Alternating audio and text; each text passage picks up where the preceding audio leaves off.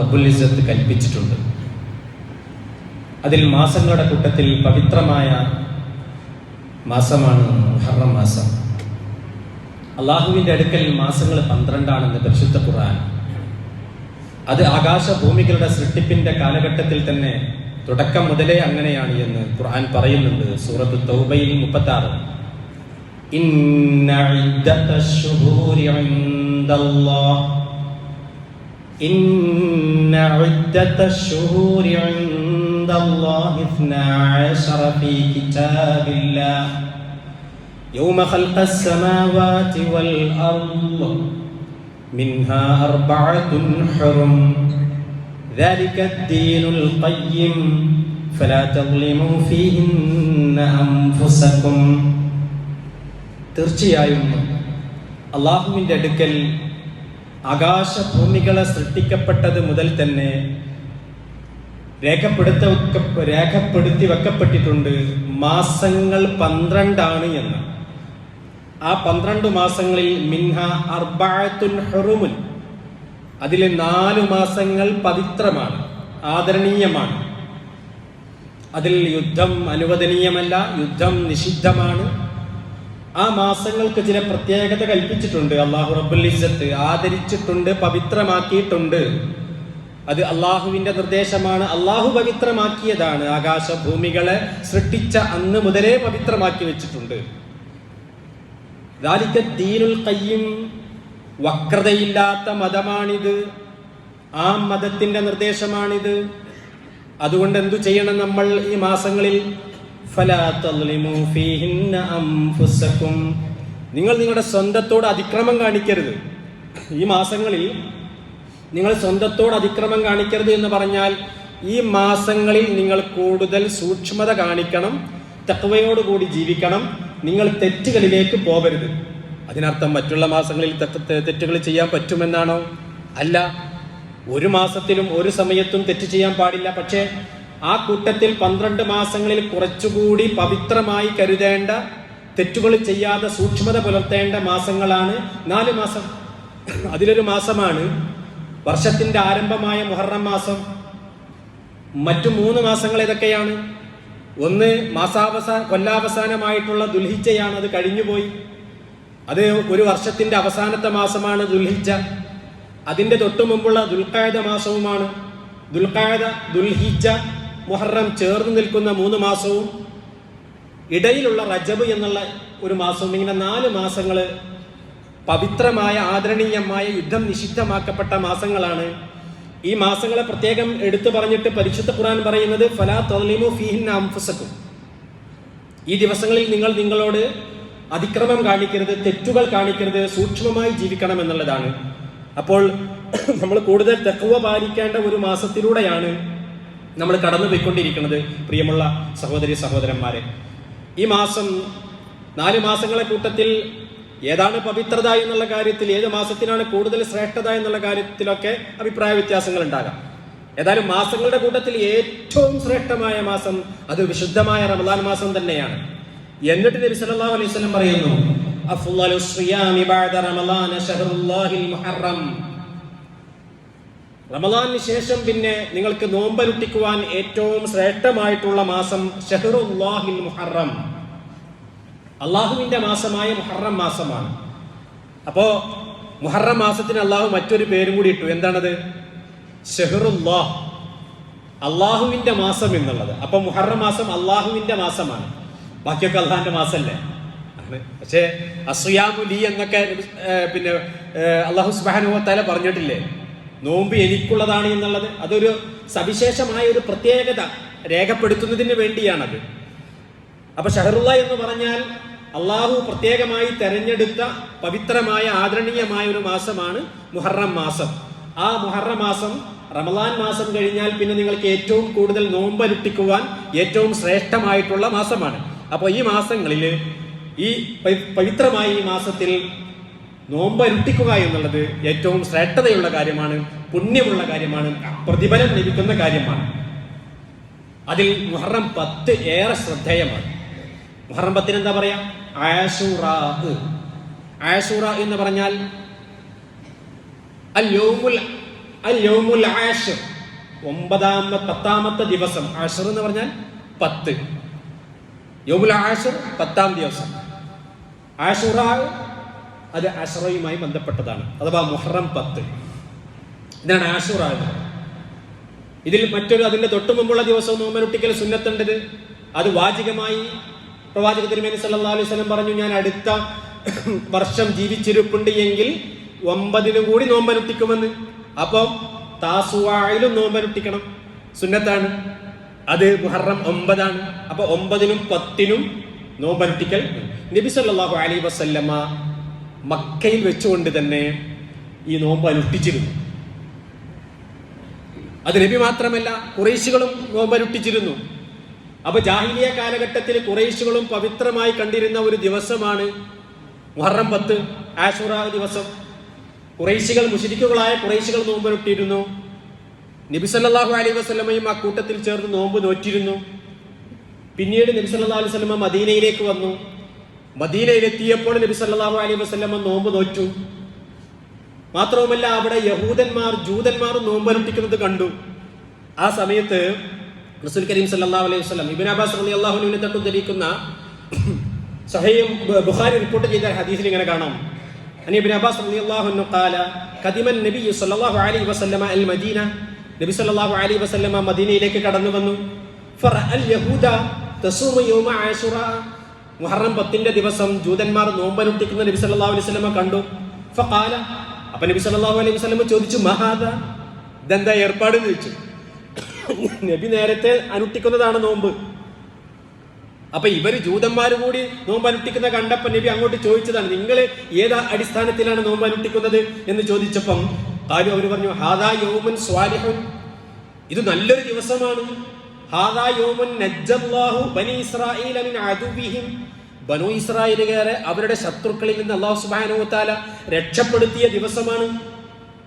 ഫസാമഹു മൂസ, അതിന്റെ നന്ദി സൂചകമായി, സന്തോഷമായിട്ട് മൂസ നബി അലൈഹി സ്വലാത്തു വസ്സലാം അന്ന് നോമ്പനുഷ്ഠിച്ചിരുന്നു.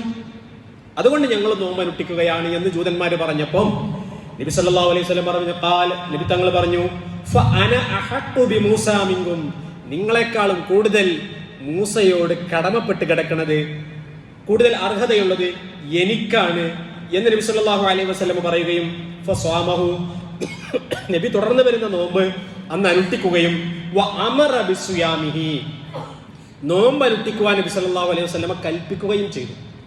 നബിയുടെ കൽപ്പന വന്നു. അതുവരെ നബി സല്ലല്ലാഹു അലൈഹി വസല്ലം കൽപ്പിച്ചിട്ടുണ്ടായിരുന്നില്ല. മക്കാ മുശ്രിക്കുകൾക്കൊപ്പം നബി സല്ലല്ലാഹു അലൈഹി വസല്ലമയെ നോമ്പ് അനുഷ്ഠിച്ച് വരികയായിരുന്നു. നബി വൈയക്തികമായിട്ട് നോമ്പ് അനുഷ്ഠിക്കുകയായിരുന്നു. പിന്നീട് അത് നബിയുടെ കൽപ്പനയായി, ഇസ്ലാമിലെ നിർബന്ധ ബാധ്യതയായി അള്ളാഹുവിന്റെ റസൂലിന്റെ കൽപ്പന വന്നു. അമറ, കൽപ്പിച്ചു എന്നാണ്. ഈ കൽപ്പന വന്നതോടുകൂടി സഹാബാക്കളൊക്കെ നിർബന്ധമായിട്ട് നോമ്പ് അനുഷ്ഠിച്ചു മുഹറം 10. പിന്നീട് നിർബന്ധം എപ്പോഴാ പോയത്? തൊട്ടടുത്ത വർഷം നോമ്പ്, റമളാൻ മാസത്തിലെ നോമ്പ് നിർബന്ധമാക്കിയപ്പോൾ അല്ലാഹു സുബ്ഹാനഹു വ തആല ഈ മുഹറം മാസത്തിന്റെ നോമ്പ് മുഅക്കദായ സുന്നത്താക്കി മാറ്റി. ആ വാജിബാണ് എന്നുള്ളത്, നിർബന്ധമാണ് എന്നുള്ളത് ഒഴിവാക്കി. പിന്നീട് ആ നോമ്പ് സുന്നത്തായിട്ട് നമ്മൾ അനുഷ്ഠിച്ചു വരികയാണ്. അപ്പൊ ഈ നോമ്പിന്റെ പ്രത്യേകത എന്താ? ഈ മുഹറം 10ന്റെ പ്രത്യേകത എന്താണ്? അതിന്റെ പ്രത്യേകത, മൂസാ നബി അലൈഹി സ്വലാത്തു വസ്സലാം ബനു ഇസ്രായേലികളെ മോചിപ്പിച്ചു കൊണ്ടുപോയി. ഫിർഔൻ അന്ന് ചെങ്കടലിൽ മുക്കി താഴ്ത്തപ്പെട്ടു. അത് ചരിത്രത്തിലെ വളരെ പ്രധാനപ്പെട്ട ഒരു സംഭവം തന്നെയാണ്. ബനു ഇസ്രായേലുകളെ സംബന്ധിച്ച് പരിശുദ്ധ ഖുർആൻ നിങ്ങൾ പാരായണം ചെയ്യുമ്പോൾ പലയിടങ്ങളിലായി ആവർത്തിച്ച് വന്നുകൊണ്ടിരിക്കുന്നുണ്ട്. ബനു ഇസ്രായേലുകളുടെ ചരിത്രം, അവര് രക്ഷപ്പെട്ടത്, അവരുടെ സ്വഭാവ രീതികൾ എല്ലാം വളരെ വിശദമായി പരിശുദ്ധ ഖുർആൻ പറഞ്ഞു തരുന്നുണ്ട്. ആരാ ഈ ബനു ഇസ്രായേലുകൾ? ബനു ഇസ്രായേലുകൾ എന്ന് പറഞ്ഞാൽ ഇസ്രായേലിന്റെ മക്കളാണ്, ഇസ്രായേൽ സന്തതികൾ. ആരാണ് ഇസ്രായേൽ? ഇസ്രായേൽ എന്ന് പറയുന്നത് യാക്കൂബ് നബി അലൈഹി സ്വലാത്തു വസ്സലാമിന്റെ പേരാണ്. യാക്കൂബ് നബി അലൈഹി സ്വലാത്തു വസ്സലാമിന്റെ സന്താന പരമ്പരക്കാണ് ബനു ഇസ്രായേലുകൾ എന്ന് പറയുന്നത്. ആരാണ് യാക്കൂബ് നബി? യാക്കൂബ് നബി ഇസ്ഹാഖ് നബിയുടെ മകനാണ്. ആരാണ് ഇസ്ഹാഖ് നബി? ഇസ്ഹാഖ് നബി ഇബ്രാഹിം നബി അലൈഹി സ്വലാത്തു വസ്സലാമിന്റെ പുത്രനാണ്. ഇസ്മായിൽ നബിയും ഇസ്ഹാഖ് നബിയും. അപ്പോ ഇബ്രാഹിം നബി അലൈഹി സ്വലാത്തു വസ്സലാമിന്റെ പേരക്കിടാവാണ് ആര്? യാക്കൂബ് നബി അലൈഹി സ്വലാത്തു വസ്സലാം. യാക്കൂബ് നബി അലൈഹി സ്വലാത്തു വസ്സലാമിന്റെ പ്രവാചകനായ മകനാണ് ആര്? യൂസുഫ് നബി അലൈഹി സ്വലാത്തു വസ്സലാം. യാക്കൂബ് നബിക്ക് എത്ര മക്കളുണ്ടായിരുന്നു? 12 മക്കളുണ്ടായിരുന്നു. 10 മക്കളൊരു ഭാര്യയിലും 2 മക്കൾ ബിന്യാമീനും യൂസുഫ് നബിയും വേറെ ഒരു ഭാര്യയിലുമാണ് ഉണ്ടായിട്ടുള്ളത്. ഈ ബിന്യാമിനോടും യൂസുഫ് നബിയോടും 10 മക്കൾക്ക് അസൂയ ഉണ്ടായിരുന്നല്ലോ. പ്രത്യേകിച്ച് യൂസുഫിനോട് യൂസുഫ് എന്ന അനിയനോട് പ്രത്യേകമായ സ്നേഹവും മമതയും യാക്കൂബ് നബി അലൈഹി സ്വലാത്തു വസ്സലാം പ്രകടിപ്പിച്ചിരുന്നുവല്ലോ. അങ്ങനെയാണ് യൂസുഫിനെ അടർത്തിയെടുത്തുകൊണ്ട് അവർ നേരെ പൊട്ടക്കിണറ്റിൽ കൊണ്ടുപോയിട്ട് എന്നേക്കുമായിട്ട് അവസാനിപ്പിക്കാൻ വേണ്ടി ശ്രമിച്ചത്. സ്വന്തം സഹോദരന്മാരാണ്. പക്ഷെ അസൂയ വന്നാൽ എങ്ങനെയാണ്? ഹസദ് വല്ലാത്തൊരു വിപത്താണ്. അവർക്ക് അസൂയ തോന്നി. തങ്ങളുടെ പിതാവിന് ഏറ്റവും കൂടുതൽ സ്നേഹം ഇദ്ദേഹത്തോടാണ് എന്നുള്ളത് കൊണ്ട് തന്നെ ആ സ്നേഹം ഞങ്ങൾക്ക് കൂടി കിട്ടണം. അതിന് വലിയൊരു സന്ദേശമുണ്ട്. പാപ്പന്മാര് ചില കുട്ടികളോടൊക്കെ സ്നേഹം ഉണ്ടാകും, പക്ഷെ സ്നേഹം കൂടുതൽ പ്രകടിപ്പിക്കാൻ പാടില്ല. അസൂയ എന്ന് പറയുന്നത് വല്ലാത്തൊരു വിപത്താണ്. അതുണ്ടാവാൻ ഇടയാക്കരുത് എന്നുള്ളതാണ്. സ്വാഭാവികമായി യാക്കൂബ് നബി അലൈഹി സ്വലാത്തു വസ്സലാമിന് ഈ മകനോട് വല്ലാത്ത, മാത്രമല്ല പ്രവാചകത്വത്തിന്റെ പരമ്പര നൽകാനുള്ള തന്റെ മകനാണ് എന്നുള്ളതും ഈ പ്രവാചകന് അല്ലാഹു സുബ്ഹാനഹു വ തആല ഏതെങ്കിലും ഒരു അർത്ഥത്തിൽ ഇൽഹാം നൽകിയിട്ടുണ്ടാവുമല്ലോ. അപ്പോ ആ ഒരു വൈരാഗ്യം കാരണമായിട്ട് അവര് പൊട്ടക്കിണറ്റിൽ കൊണ്ടുപോയിട്ടു. ആ പൊട്ടക്കിണറ്റിൽ നിന്ന് മഹാനായ യൂസുഫ് നബി അലൈഹി സ്വലാത്തു വസ്സലാം രാജകൊട്ടാരത്തിലേക്ക് എത്തി. 30-ാമത്തെ വയസ്സിൽ ഈജിപ്തിന്റെ ഭരണാധികാരിയായി. ആദ്യം ധനവകുപ്പാണ് ഏൽപ്പിക്കപ്പെട്ടു കൊടുത്തത്.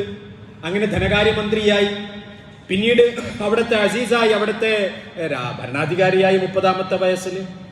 അങ്ങനെ ഭരണാധികാരിയായിട്ട് വാണുകൊണ്ടിരിക്കുന്ന സന്ദർഭത്തിലാണ് യാക്കൂബ് നബി അലൈഹി സ്വലാത്തു വസ്സലാമിന്റെ മക്കള് ക്ഷാമം കാരണമായിട്ട് ഈജിപ്തിൽ ഇങ്ങനെ ഒരു വളരെ ഉദാരമതിയായ നല്ലൊരു ഭരണാധികാരി ഉണ്ട്, ആളുകൾക്കൊക്കെ ഭക്ഷണം നൽകുന്നുണ്ട് എന്ന് കേട്ടപ്പോൾ ഈ 10 മക്കളും കൂടി അങ്ങോട്ട് യാത്ര പോയത്.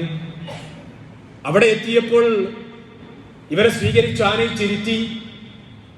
യൂസുഫ് നബി അലൈഹി സ്വലാത്തു വസ്സലാമിന് മനസ്സിലായി അതെന്റെ സഹോദരന്മാരാണ് എന്ന്. പക്ഷെ യൂസുഫിന് പ്രതികാരം ഉണ്ടാവില്ലല്ലോ. കാരണം യൂസുഫ് പ്രവാചകത്വത്തിന്റെ ആ മഹത്തായ വിശാല മനസ്കത ഉൾക്കൊണ്ടയാളാണല്ലോ. ചരിത്രം വിശാലമാണ്. ബിന്യാമിനെ കൊണ്ടുവരുന്നു, ബിന്യാമിനെ പിടിച്ചു വെക്കുന്നു. അവസാനം യാക്കൂബ് നബി അലൈഹി സ്വലാത്തു വസ്സലാമിനെ ഫലസ്തീനിലെ കൻആനിൽ നിന്ന് അവര് ഇങ്ങോട്ട് താമസം മാറ്റാണ്, ഇങ്ങോട്ട് ഈജിപ്തിലേക്ക്. അപ്പൊ അവരെ തറവാട് എവിടെയായിരുന്നു? ഫലസ്തീനിലെ കൻആനിലായിരുന്നു. അവിടുന്ന് എങ്ങോട്ടാണ് താമസം മാറ്റുന്നത്? ഈജിപ്തിലേക്കാണ്. ഭരണാധികാരിയുടെ സഹോദരന്മാരും ഭരണാധികാരിയുടെ പിതാവുമായി കൊണ്ടാണ് യാക്കൂബ് നബി അലൈഹി സ്വലാത്തു വസ്സലാമും മക്കളും ഇങ്ങോട്ടെത്തുന്നത്, ഈജിപ്തിലേക്ക് എത്തുന്നത്. അപ്പൊ ഈജിപ്തില് ഈ ബാപ്പയും 12 മക്കളും. അന്ന് യൂസുഫ് നബി അലൈഹി സ്വലാത്തു വസ്സലാമാരാണ് രാജാവാണ്, ഈജിപ്തിന്റെ മിസ്രിന്റെ രാജാവ്. ഈ 12 മക്കളിൽ നിന്നാണ് പിന്നീട് ഈജിപ്തിലെ ബനു ഇസ്രായേൽ വിഭാഗം വളരുന്നത്. ഇവര് ഫലസ്തീനിൽ നിന്ന് വരുമ്പോ എത്ര പേരുണ്ടായിരുന്നു? 100-ൽ താഴെ ആളുകളെ ഉണ്ടായിരുന്നുള്ളൂ. പിന്നീട് മൂസാ നബി അലൈഹി സ്വലാത്തു വസ്സലാമിന്റെ കാലഘട്ടത്തിൽ ഇവരെ ഈ ഫിർഔനിൽ നിന്ന് രക്ഷപ്പെടുത്തിക്കൊണ്ട് പോകുന്ന സമയത്തോ ഇവർ 6 ലക്ഷത്തോളം ഉണ്ടായിരുന്നു എന്നാണ് ഇമാം അബൂ ഹയ്യാൻ എന്നവർ പറയുന്നത്. അപ്പൊ അത്രയ്ക്കും വലുതായിട്ട് അവർ വളർന്നു, വലിയൊരു ജനസമൂഹമായിട്ട് അവർ വളർന്നു. ഇനിയാണ് ചരിത്രം. ഈ ഈജിപ്തിലെ ഭരണാധികാരിയായിട്ട് ഇരിക്കുന്നത് ആരാണ്? വിദേശിയായ യൂസുഫ് നബി അലൈഹി സ്വലാത്തു വസ്സലാമാണ്. ഞാനിത് പറയുമ്പോൾ ഇന്ത്യയുമായിട്ട് ചെറിയ എവിടെയെങ്കിലുമൊക്കെ ചരിത്രപരമായ യോജിപ്പ് ഈ ബനു ഇസ്രായേലുകൾക്ക് ഉണ്ടോ എന്ന് നമ്മൾ ആലോചിക്കണം കേട്ടോ. വലിയ പ്രതാപത്തിന്റെ ഒരു കാലഘട്ടം ബനു ഇസ്രായേലുകൾക്ക് ഉണ്ടായിരുന്നു. ഈജിപ്തില് ഭരണാധികാരിയായിരുന്നു, അന്തസ്സുള്ളവരായിരുന്നു, അഭിമാനമുള്ളവരായിരുന്നു, മേൽക്കോയ്മയുള്ളവരായിരുന്നു, അധികാരമുള്ളവരായിരുന്നു. അങ്ങനെ അവർ പ്രശോഭിച്ചു നിൽക്കുന്ന നല്ല ഒരു ഗോൾഡൻ ഏജ് എന്ന് പറയില്ല നമ്മൾ, സുവർണ കാലഘട്ടം. ആ സുവർണ കാലഘട്ടത്തിന്റെ നിമിഷങ്ങളിലൂടെ അവർ മുന്നോട്ട് പോയി. യൂസുഫിന് ശേഷം പാരമ്പര്യമായി കൊണ്ട് ബനു ഇസ്രായേലുകൾ തന്നെ ഈജിപ്ത് ഭരിച്ചു. അങ്ങനെ അവർ മുന്നോട്ട് പോകവേ അവരിൽ ദൗർബല്യം ബാധിച്ചു. ദൗർബല്യം വല്ലാത്തൊരു രോഗമാണ് ദൗർബല്യം എന്ന് പറയുന്നത്. ദൗർബല്യം ബാധിച്ചാൽ ശത്രുക്കൾ നിങ്ങൾക്ക് നേരെ കൈനീട്ടുമെന്ന് ഹബീബായ മുത്ത് റസൂൽ സല്ലല്ലാഹു അലൈഹി വസല്ലം ഒരു ഹദീസിലൂടെ പഠിപ്പിച്ചില്ലേ? ഒരു ഭക്ഷണത്തളിയേക്ക് ചുറ്റും ഇരിക്കുന്ന ആളുകൾ ചുറ്റുഭാഗത്തേക്കും കൈനീട്ടുന്നത് പോലെ ശത്രുക്കൾ നിങ്ങളിലേക്ക് കൈനീട്ടുമെന്ന് ഇന്ത്യൻ മുസ്ലിമീങ്ങൾക്കെതിരെ ഇന്ന് കൈനീട്ടുന്നത് പോലെ അവരെ ഇല്ലായ്മ ചെയ്യാൻ വേണ്ടി വിഴുങ്ങിക്കളയാൻ വേണ്ടി ശത്രുക്കൾ ഇങ്ങനെ ശ്രമിച്ചുകൊണ്ടിരിക്കുന്ന നാനാ ഭാഗത്തുനിന്നും അവർക്കിടയിലുള്ള എല്ലാ ഭിന്നതകളും മറന്നുകൊണ്ട് അതുപോലെ ദൗർബല്യം വരെ ബാധിച്ചപ്പോൾ അവിടുത്തെ നാട്ടുകാരുണ്ടായിരുന്നു, സ്വദേശക്കാര്. അവരാരാണ്? സ്വദേശി വാദവുമായിട്ട് വന്നവരാണ് തിബറ്റികൾ, കോപ്റ്റിക് വംശജർ. അവരെ നാട്ടുകാരാണ്. ബനൂ ഇസ്രായേലുകളോ പുറം നാട്ടിൽ നിന്ന്, ഫലസ്തീനിൽ നിന്ന് വന്ന് കുടിയേറി പാർത്തവർ. അങ്ങനെ അധികാരമൊക്കെ കിട്ടിയിട്ട് അവരിങ്ങനെ വളർന്നിങ്ങനെ കൊണ്ടിരിക്കുമ്പോ അസൂയ തോന്നി ആർക്ക്? കോപ്റ്റിക് വംശജരായ തിബറ്റികളായ സവർണ മേലാള തമ്പുരാക്കന്മാർക്ക്. അവരൊരു സവർണ മനോഭാവം വെച്ച് പുലർത്തുന്നവരായിരുന്നു തിബറ്റികൾ, കോപ്റ്റിക്കുകൾ. അങ്ങനെ ഇരിക്കവേ പിന്നീട് ഇസ്രായേലികൾ ദുർബലരായി, ഭരണം നഷ്ടപ്പെട്ടു, തിബറ്റികൾ അധികാരത്തിൽ വരുന്നു. അവര് ഭൂരിപക്ഷമുണ്ടായിരുന്നു. ബനൂ ഇസ്രായേലുകളോ അവർ നിസ്സാരരും ചെറിയ സംഖ്യ ഉള്ള ആൾക്കാരുമാണ്. അതാണ് ഫിറഔന് പറയുന്നുണ്ട് ഒരു ഘട്ടത്തില്, അവരെപ്പ നമ്മൾ പിടികൂടിട്ടോ, സൂറത്തുൽ ശുആറ. അവർ വളരെ ചെറിയ ഒരു ന്യൂനപക്ഷമാണ്, സംഘമാണ്. അവരെ പിടികൂടാൻ നമുക്ക് വലിയ പണിയൊന്നുമില്ല, അവരെ നമ്മൾ ഇപ്പം നശിപ്പിക്കാൻ പോവാണെന്ന് പറഞ്ഞത് ഈ ന്യൂനപക്ഷം. 6 ലക്ഷം ഉണ്ട്. പക്ഷെ അവിടുത്തെ തിബറ്റുകളെ സംബന്ധിച്ചിടത്തോളം ആപേക്ഷികമായിട്ട് അവർ ന്യൂനപക്ഷമാണ്. അങ്ങനെ ഫിറഔൻ ഇവരെ ഇല്ലാതാക്കണമെന്ന് തീരുമാനിച്ചില്ലേ? ആരെ? ബനൂ ഇസ്രായേലികളെ. അവർക്ക് അങ്ങനെ അധികാരമൊന്നും വിട്ടുകൊടുക്കാൻ പറ്റൂല. അവരില്ലാതാക്കാൻ വേണ്ടി തീരുമാനിച്ചത്. അവരെ അടിമകളാക്കി വെച്ചു. അടിമകളാക്കി വെക്കാന്ന് പറഞ്ഞ് നമുക്ക് കൂലിപ്പണി, നമ്മുടെ വെള്ളം കോരികളും വിറക് വെട്ടികളുമായിട്ട് ഇവര് പണിയെടുക്കാൻ നമുക്ക്, നമ്മുടെ പാദസേവകന്മാരായിട്ട്. ആര്? ബനൂ ഇസ്രായേലുകൾ. ആരുടെ? കോപ്റ്റിക് വംശജരുടെ. അപ്പോഴാണ് ഒരു സ്വപ്നം കാണുന്നത്. ബനൂ ഇസ്രായേൽ കുടുംബത്തിൽ നിന്നൊരു കുഞ്ഞിതാ ജനിക്കാൻ പോകുന്നു. ആ കുഞ്ഞ് തങ്ങളുടെ സ്വച്ഛാധിപത്യത്തിന്റെ, അധികാരത്തിന്റെ, സിംഹാസനത്തിന്റെ തകർച്ചക്ക് കാരണമാകും. സ്വപ്നം കണ്ടപ്പോ ഫിറഔൻ എന്ത് ചെയ്തു? ആൺമക്കളെ മുഴുവനും വധിക്കാൻ വേണ്ടി തീരുമാനിച്ചു. പ്രസവിച്ചു വീഴുന്ന മുഴുവൻ ആൺകുഞ്ഞുങ്ങളെയും വധിച്ചു കളയുക. ഓർഡർ വന്നു, പെറ്റുവീഴ, കഴുത്തറുക്ക. ആൺകുട്ടിയെ പ്രസവിക്കരുത്, ഒരു പെണ്ണും ബനൂ ഇസ്രായേലിൽപ്പെട്ട. അങ്ങനെ ഇരിക്കവെയല്ലേ ഒരു ഉമ്മ ഒരു ആൺകുഞ്ഞിന് ജന്മം നൽകിയത്? അല്ലാഹു സുബ്ഹാനഹു വ തആല ആൺകുഞ്ഞിനെ വളർത്തിയില്ലേ? എവിടെയാ വളർത്തിയത്? ഏതൊരു രാജാവിന്റെ അന്തകനായിട്ടാണോ ബനൂ ഇസ്രായേലിലെ ഒരു കുഞ്ഞു ജനിക്കാൻ പോകുന്നത് എന്ന് താൻ സ്വപ്നം കണ്ടത്, അതേ രാജാവിന്റെ കൊട്ടാരത്തിൽ രാജകീയമായ സൗകര്യങ്ങളോടുകൂടി അതേ ഫിറഔന്റെ താടിക്ക് പിടിച്ചുകൊണ്ട് റബ്ബുൽ ഇസ്സത്ത്, അല്ലാഹു റബ്ബുൽ ഇസ്സത്ത് മൂസാ നബി അലൈഹിസ്സലാത്തു വസ്സലാമിനെ തന്നെ. അത് അള്ളാന്റെ വലിയൊരു ദൃഷ്ടാന്താണല്ലോ. ഒന്ന് ആലോചിച്ച് നോക്കിയാൽ അള്ളാന്റെ വലിയൊരു, അള്ളാഹു വിചാരിച്ചു കഴിഞ്ഞാൽ രാജകൊട്ടാരത്തിൽ ഇരുത്തിക്കൊണ്ട് ഇത്തരം സ്വാച്ഛാധിപതികളുടെ അന്തകന്മാരെ തന്നെ വളർത്തിക്കൊണ്ടുവരുമെന്നതിന്റെ തെളിവല്ലേ? മൂസാ നബി അലൈഹി സ്വലാത്തു വസ്സലാം ഒരുപാട് കാലം വലിയ യുവാവാകുന്നത് വരെ ആ കൊട്ടാരത്തിൽ തന്നെയാണ്. പിന്നെയല്ലേ മൂസാ നബി അലൈഹി സ്വലാത്തു വസ്സലാം മദിയനിലേക്ക് ഹിജ്റ പോകുന്നതും തിരിച്ചു വരുന്നതും തൗഹീദിന്റെ സന്ദേശം ഏറ്റെടുക്കുന്നതും രാജകൊട്ടാരത്തിലേക്ക് ചെന്നുകൊണ്ട് അല്ലാഹുവിന്റെ തൗഹീദ് പ്രഖ്യാപിക്കുന്നത്. ഞാൻ വരുന്നത് ബനൂ ഇസ്രായേലുകളെ മോചിപ്പിക്കാൻ വേണ്ടിയാണ്. അതുകൊണ്ട് ഫിറഔൻ,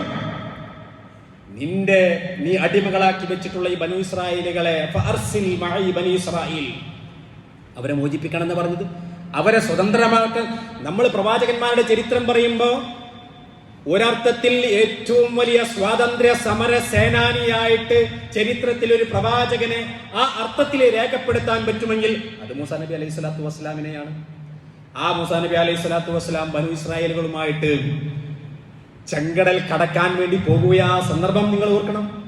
ആ സന്ദർഭത്തിലാണ് പരിശുദ്ധ ഖുർആൻ പറഞ്ഞു തരുന്നുണ്ട്. പരിശുദ്ധ ഖുർആൻ പറയുന്നുണ്ട് ആ സംഭവം. ഫലമ്മാ തറഅൽ ജംആൻ, ഈ രണ്ടു കൂട്ടരും കണ്ടുമുട്ടിയാര്? ബനൂ ഇസ്രായേലുകളും ഫിർഔന്റെ സൈന്യവും തമ്മിൽ ഏറ്റുമുട്ടി അല്ലെങ്കിൽ കണ്ടുമുട്ടിയ സന്ദർഭം. ഖാല അസ്ഹാബു മൂസാ, മൂസാ നബിയുടെ ജനത പറഞ്ഞു, ബനൂ ഇസ്രായേലുകൾ പറഞ്ഞു, ഇന്നാ ലമുദ്റകൂൻ, മൂസാ ഞങ്ങളെ എങ്ങോട്ടാണ് നീ കൊണ്ടുപോകുന്നത്? ഞങ്ങളെ ഇപ്പൊ അവര് പിടിക്കുമല്ലോ, പിടിച്ചിട്ട് ഞങ്ങളെ നശിപ്പിച്ചു കളയുമല്ലോ എന്ന് പറഞ്ഞ ആ സന്ദർഭം. ഖാല, ആ സമയത്തല്ലേ മൂസാ നബി അലൈഹി സ്വലാത്തു വസ്സലാം പറഞ്ഞത്, ഖല്ല, സാധ്യമാവുകയില്ല എന്നെ പിടിക്കാൻ, നിങ്ങളെ പിടിക്കാൻ. ഇന്ന മഅഇയ റബ്ബി, എന്റെ റബ്ബന്റെ കൂടെയുണ്ട്, സയഹ്ദീൻ, അവൻ എനിക്ക് വഴികാട്ടി തരുന്നതാണ് എന്ന് മൂസാ നബി അലൈഹി സ്വലാത്തു വസ്സലാം അവർക്ക് ആത്മവിശ്വാസം പകർന്നു കൊടുത്തില്ലേ? മൂസാ നബിയുടെ അല്ലാഹു സുബ്ഹാനഹു വ തആല വഹയി നൽകിയ കയ്യിലുള്ള ആ വടിയുണ്ടല്ലോ, ആ വടി കൊണ്ടൊന്ന് ആ ചെങ്കടലിൽ അടിച്ചപ്പോൾ വെള്ളം രണ്ടു ഭാഗത്തേക്കും വലിയ മല പോലെ മാറി നിന്നില്ലേ?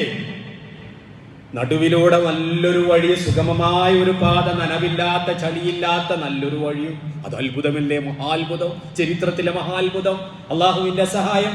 അതിലൂടെ ബനൂ ഇസ്രായേലുകൾ 6 ലക്ഷം വരുന്ന ബനൂ ഇസ്രായേലുകൾ അതിലൂടെ കടന്നുല്ലേ. ആ കടന്ന് അവര് അക്കരെ പറ്റുന്ന ആ സമയം അവരെല്ലാവരും രക്ഷപ്പെട്ടു. ഒരാളില്ലാതെ എല്ലാവരും അപ്പുറം കടന്നു. അപ്പോഴല്ലേ ഇവിടുന്ന് വരുന്നു ജുനൂദു ഫിർഔന്റെ സംഘം. ആ സംഘം മുഴുവനും കടലിലേക്ക് പ്രവേശിച്ചു. ആ വഴിയിലൂടെ പ്രവേശിച്ച് അവരിൽ ഒന്നൊഴിയാതെ എല്ലാവരും പ്രവേശിച്ചു എന്ന് കണ്ടു അല്ലാഹു സുബ്ഹാനഹു വ തആല. അപ്പുറത്തേക്ക് അവർ കടന്നിട്ടില്ല. അങ്ങനെ നടുക്കടയിൽ വെച്ചുകൊണ്ട് അവരെ മുഴുവനും ആ കത്തഊദി എന്ന് പറഞ്ഞ വലിയ വള്ളത്തിന്റെ മല അങ്ങ് ചേർത്തു കളഞ്ഞില്ലേ. അവരെ മുഴുവൻ നശിപ്പിച്ചു കളഞ്ഞു, നാമാവശേഷമാക്കി.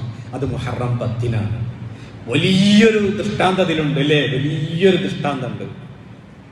ദൃഷ്ടാന്തമുണ്ട്. അള്ളാഹുവിന്റെ സഹായവും പ്രതീക്ഷയുമാണ് മുഹറം 10 നൽകുന്നത്. അല്ലെങ്കിൽ മുഹറം 10 പണ്ഡിതന്മാർ രേഖപ്പെടുത്തി വെച്ചിട്ടുള്ള സംഭവങ്ങൾ ഒരുപാടുണ്ട്. മൂസാ നബി അലൈഹി സ്വലാത്തു വസ്സലാമിന്റെ സംഭവം മാത്രമല്ല, നൂഹ് നബി അലൈഹി സ്വലാത്തു വസ്സലാമിന്റെ പേടകം ജൂദി പർവ്വതത്തിന്റെ മുകളിൽ പോയിട്ട് സ്ഥാനമുറപ്പിച്ചതും ഈ മുഹറം 10-നാണ് എന്നുള്ളതും, യൂനുസ് നബി അലൈഹി സ്വലാത്തു വസ്സലാം മത്സ്യത്തിന്റെ വയറ്റിൽ നിന്ന് രക്ഷപ്പെട്ടതുമെല്ലാം, അങ്ങനെ ഒരുപാട് ഒട്ടനവധി സംഭവങ്ങൾ നമുക്ക് ചരിത്രത്തിൽ കാണാൻ കഴിയുന്നതാണ്, രേഖപ്പെടുത്തപ്പെട്ടതായിട്ട്. ഏതായാലും മുഹറം 10 ശുഭപ്രതീക്ഷയുടെ ദിനങ്ങളാണ്. ശുഭപ്രതീക്ഷയുടെ സ്വാലിഹായ ദിവസമാണ്, നല്ല ദിവസമാണ്. ഇനി മുഹറം 10 വരെയുള്ള 10 ദിവസവും നല്ല സ്വാലിഹായ ദിവസമാണ്. എന്ത് നന്മയും ചെയ്തോളി. കല്യാണം വിവാഹം വെക്കണമെങ്കിൽ വിവാഹം വെച്ചോളി, കുടിയിരിക്കണമെങ്കിൽ കുടിയിരുന്നോളി, ഷോപ്പ് തുടങ്ങണമെങ്കിൽ ഷോപ്പ് തുടങ്ങിക്കോളി. ദുശകുനം എന്ന് പറഞ്ഞിട്ട് ഈ ദിവസത്തെ മോശമാക്കേണ്ടതേ ഇല്ല. നല്ല ബറക്കത്തുള്ള ദിവസമാണ് ഈ 10 ദിവസവും. മുഹറം മാസം മുഴുവനും പവിത്രമായ മാസമാണ്. അതിന് മറ്റൊരു അന്ധവിശ്വാസത്തിനും ഒരു ഇടവും ഇല്ല. പവിത്രമായ സ്വാലിഹായ ദിവസങ്ങളായിട്ട് നമുക്കിതിനെ പരിഗണിക്കാവുന്നതാണ്. അതുകൊണ്ട് തന്നെ ആ മുഹറം 10 നോമ്പനുഷ്ഠിക്കുക, അത് ഏറ്റവും പ്രതിഫലമുള്ളതാണ്. അതോടൊപ്പം തന്നെ നബി സല്ലല്ലാഹു അലൈഹി വസല്ലം പറഞ്ഞു, ഞാൻ അടുത്ത വർഷം ഞാൻ ജീവിച്ചിരിപ്പുണ്ട് എങ്കിൽ ഫൈദാ കാനൽ ആമുൽ മുഖ്ബിൽ, അടുത്ത വർഷം ഞാൻ ജീവിച്ചിരിപ്പുണ്ട് എങ്കിൽ ഇൻഷാ അല്ലാഹു സുന്ന, അള്ളാഹു ഉദ്ദേശിക്കുകയാണെങ്കിൽ അൽയൗമ താസിഅലും നമ്മൾ നോമ്പ് നോൽക്കും, മുഹറം 9 നോമ്പ് നോക്കും. നബി സല്ലല്ലാഹു അലൈഹി വസല്ലം അടുത്ത വർഷം മുഹറം വരെ ജീവിച്ചിരുന്നില്ല. അതിന്റെ മുമ്പ് വഫാത്തായി പോവുകയാണ് ഉണ്ടായത്. അതുകൊണ്ട് നബിയുടെ വാക്കാൽ, മുസ്ലിം റിപ്പോർട്ട് ചെയ്ത ഹദീസാണ്, വാക്കാൽ സ്ഥിരീകരിക്കപ്പെട്ടതാണ് യൗമു താസിഅലും നോമ്പ്. എന്തിനാ യൗമു താസിഅയിൽ നോമ്പ് വെച്ച നബി സല്ലല്ലാഹു അലൈഹി വസല്ലം? അതിന് നബി സല്ലല്ലാഹു അലൈഹി വസല്ലം വ്യക്തമായി പറഞ്ഞൊരു സംഗതി കൂടിയുണ്ട്. നമ്മൾ ജൂതന്മാർക്ക് എതിരാവണം. ജൂതന്മാരൊന്നും നോമ്പ് വെക്കുന്നുണ്ട്, നമ്മൾ അവരുടെ സംസ്കാരത്തിനെതിരാവണം. മറ്റൊരു മതത്തിൽ അവർ ചെയ്യുന്ന നല്ല കാര്യം നമുക്കും ചെയ്യാം. ആശുറായിന് നമുക്ക് നോമ്പ് നോക്കാം. നബി നോറ്റു. ഖുറൈശികൾ നോറ്റ നോമ്പ്, ജൂതന്മാർ നോറ്റ നോമ്പ് നബി സല്ലല്ലാഹു അലൈഹി വസല്ലം ഇസ്ലാമിൽ പ്രാമാണികമായിട്ട് അംഗീകരിച്ചു. എന്നിട്ട് ആ നല്ല കാര്യം ചെയ്തതിന് ശേഷം അവരോടൊന്നും എതിരാവണം. അവരുടെ സാംസ്കാരികമായ അവരുടെ അടുപ്പം പാടില്ല, യോജിപ്പ് പാടില്ല. ഒരു വിയോജിപ്പ് രേഖപ്പെടുത്തണം. ആ വിയോജിപ്പാണ് ഏത്? യൗമുത്താസിഅ്. അപ്പം അത് ശിർക്കിനോടും കുഫ്റിനോടുമുള്ള വിയോജിപ്പിന്റെ നോമ്പ് കൂടിയാണ് യൗമുത്താസിഅ്, താസുആ നോമ്പ് എന്നുകൂടി നമ്മൾ മനസ്സിലാക്കുക. അല്ലാഹു സുബ്ഹാനഹു വ തആല കാര്യങ്ങളൊന്നും